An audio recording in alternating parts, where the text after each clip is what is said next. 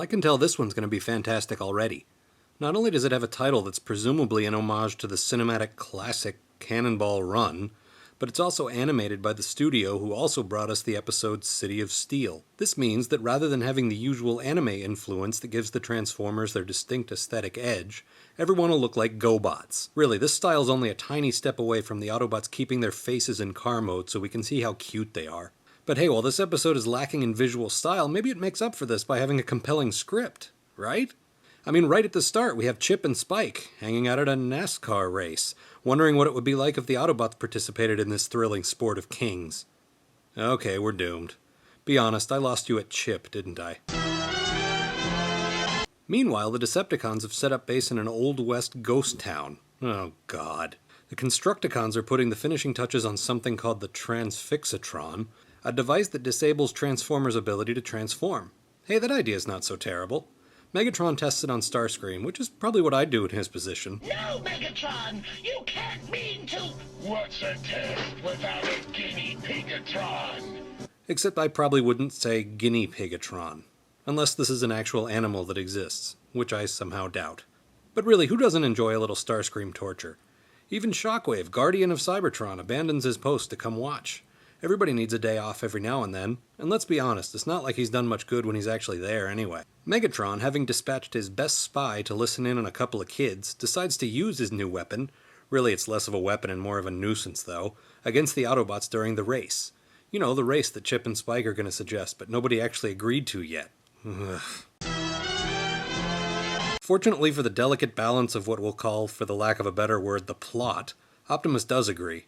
He says it's for a good cause, even though Spike and Chip never actually specified a cause beyond charity. For all we know, they could be raising money for a ruthless terrorist organization determined to rule the world. But this is the 80s, so it's probably for Africa, or some kid trapped in a well or something. Bear in mind, nobody consulted the race people in any of this. Chip and Spike watched a race, then went directly to the Autobots and asked if they'd be interested. The Autobots immediately said yes and headed off to the track to race. Nobody's given a single thought to the logistics of planning or promoting this thing. It's just another example of how this sophisticated army of technologically superior giants could really use some Ritalin to help them focus.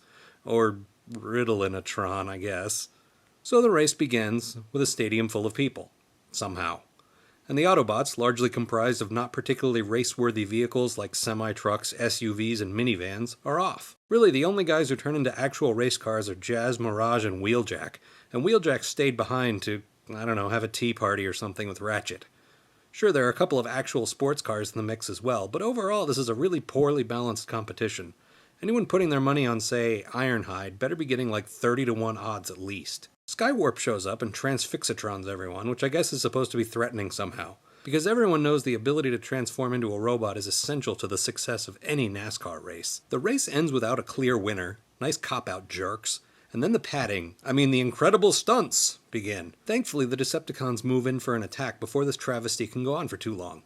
Their brilliant plan seems to involve shooting out all the Autobots' tires rather than just destroying them straight out, which gives Bumblebee and the humans enough time to run back to base and tattle. Naturally, the day is saved once again when Chip uses the computer, which nobody else thought to do. Again.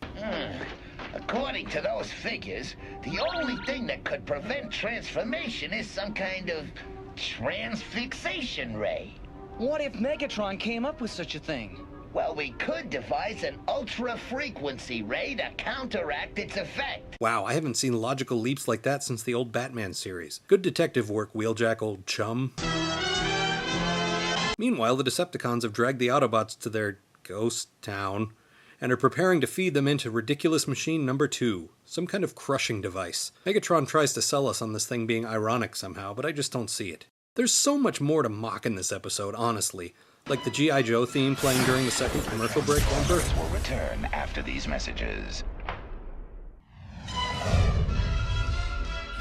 We now return to the Transformers. The Decepticons having more trouble with static targets than Imperial Stormtroopers. Devastator carefully flinging his victims into every building but the fragile one labeled glass. Or the fact that Chip stands up in his wheelchair. But I'm trying to keep these reviews shorter than the actual episodes, and if I pointed out every tiny ridiculous detail in this one, I'd probably exceed YouTube's maximum length requirements. Let's just leave it at this. Of the 23 episodes I've reviewed for you so far, this one is by far the worst. And from what I remember of the remaining series, I think it's going to hold up to that title. There's seriously not a single redeeming thing in this steaming pile of crap-a-tron. And now it's time for this week's science lesson. What was that? I don't know. Probably just energy evaporation from all the speed, maybe. I hope. Thanks, Bumblebee. I couldn't have said it better myself. I probably would have made some sense. I know the racing bit was bad news, but would anybody listen to me? Oh, no. Stifle it, Huffer, or I'll put my foot-io in your audio!